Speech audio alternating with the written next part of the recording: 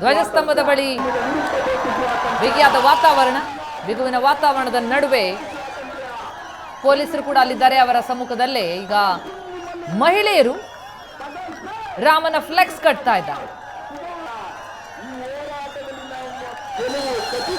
ಹನುಮ ಧ್ವಜವನ್ನ ತೆರವುಗೊಳಿಸಿದ್ದಕ್ಕೆ ಆಕ್ರೋಶಗೊಂಡಿದ್ರು ಗ್ರಾಮಸ್ಥರು. ಯಾರದ್ದು ಆಕ್ಷೇಪ ಇರಲಿಲ್ಲ, ಯಾಕೆ ತೆರವುಗೊಳಿಸಿರಿ ಅಂತ ಪ್ರಶ್ನಿಸ್ತಾ ಇದ್ರು. ಅದೇ ಸ್ತಂಭಕ್ಕೆ ಮತ್ತೆ ಹನುಮ ಧ್ವಜವನ್ನ ಕಟ್ತೀವಿ ಎನ್ನುವಂತ ಶಪಥ ಕೂಡ ಮಾಡಿದ್ರು.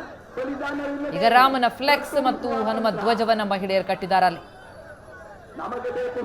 ಬೆಳಗಿನಿಂದಲೂ ಕೂಡ ಭಾರಿ ಬಿಗುವಿನ ವಾತಾವರಣ ಸ್ಥಳದಲ್ಲಿ. ಅಯೋಧ್ಯೆ ರಾಮಲಲ್ಲಾ ಪ್ರಾಣ ಪ್ರತಿಷ್ಠಾಪನೆಯ ದಿನ ಇಲ್ಲಿ ಹನುಮ ಧ್ವಜವನ್ನ ಗ್ರಾಮಸ್ಥರೆಲ್ಲರೂ ಕೂಡ ಸೇರಿ ಹಾಕಿದ್ರು.